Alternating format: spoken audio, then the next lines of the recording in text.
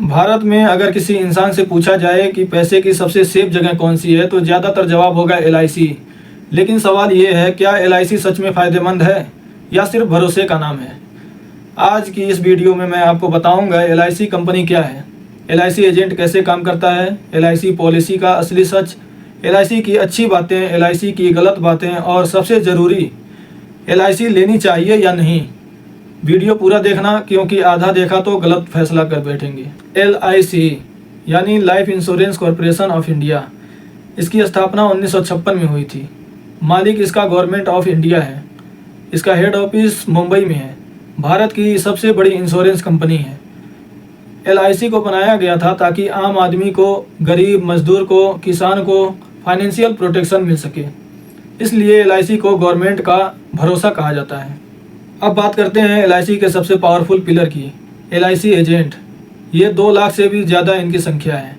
LIC agent का काम policy बेचना, फॉर्म भरना, प्रीमियम कलेक्ट करना, कमीशन कमाना, ये सब इनके काम हैं। एजेंट को कमीशन कितना मिलता है? पहले साल तो 25 से 35% मिलता है और दूसरे साल 5 से 7% और मिलता है। यहीं से प्रॉब्लम शुरू होती है।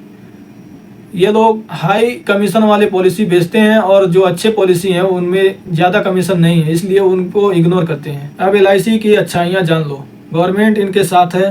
65 साल पुराना, लोगों का इस पे भरोसा है। क्लेम सेटलमेंट रेशियो बहुत अच्छा है। विलेज लेवल तक पहुँचे हुए हैं, गाँव तक ये पहुँच चुके हैं। ओल्ड पेरेंट्स यानी कि बूढ़े लोगों के लिए बहुत भरोसेमंद है। अब वो सच जो कोई नहीं बताता, रिटर्न इसमें बहुत कम है, 4 से 6%। इन्फ्लेशन को भी बीट नहीं कर पाता। हमारी इन्फ्लेशन 4 से 5% के हिसाब से हर साल बढ़ती है। LIC से पैसा सुरक्षित है, लेकिन पैसा तेज़ी से नहीं बढ़ता।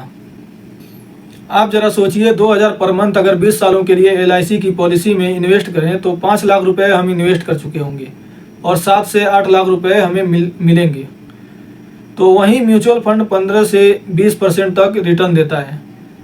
हम वहाँ से 20 सालों में 5 लाख रुपए जो इन्वेस्ट करेंगे, उसका 15 से 20 लाख रुपए हमें रिटर्न भी मिल जाएगा। तो आप समझ रहे हैं इन दोनों में कितना फ़र्क है? यही साफ दिख रहा है। आपकी सबसे बड़ी गलती क्या होती है कि LIC को इन्वेस्टमेंट समझना, एजेंट की हर बात मान लेना, रिटर्न चेक न करना, इन्फ्लेशन को इग्नोर कर देना।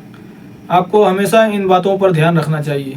और अगर आप इसमें इन्वेस्ट करना ही चाहते हैं तो आपको कुछ पैसे LIC में इन्वेस्ट करना चाहिए और कुछ पैसे म्यूचुअल फंड में SIP करनी चाहिए। इससे क्या होगा कि लॉन्ग टर्म में आपका पैसा कंपाउंड होता रहेगा। तो म्यूचुअल फंड में ऐसे म्यूचुअल फंड भी होते हैं जो बहुत कम परसेंटेज देते हैं, जैसे कि 8 से 9% का ही रिटर्न मिलता है। लेकिन हमें कैसे एक अच्छे म्यूचुअल फंड को चुनना चाहिए, कैसे उसका एनालिसिस करना चाहिए, अगर आप लोग इस पर वीडियो चाहते हैं तो आप लोग कमेंट कर दीजिएगा, हम आगे इस पर भी वीडियो बना दूंगा। और मेरी तरफ से एक डिस्क्लेमर भी सुन लीजिए, मेरी तरफ से कोई इसमें रिकमेंडेशन नहीं है, ये सिर्फ नॉलेज पर्पज़ के लिए मैंने वीडियो बनाई है। तो सीखिए और एनालिसिस करिए, उसके बाद ही इन्वेस्ट करने का सोचिए। तो फिर मिलते हैं आने वाले वीडियो में। तब तक के लिए थैंक यू, धन्यवाद। आप लाइक करिए, कमेंट करिए और हमें फॉलो भी कर लीजिए।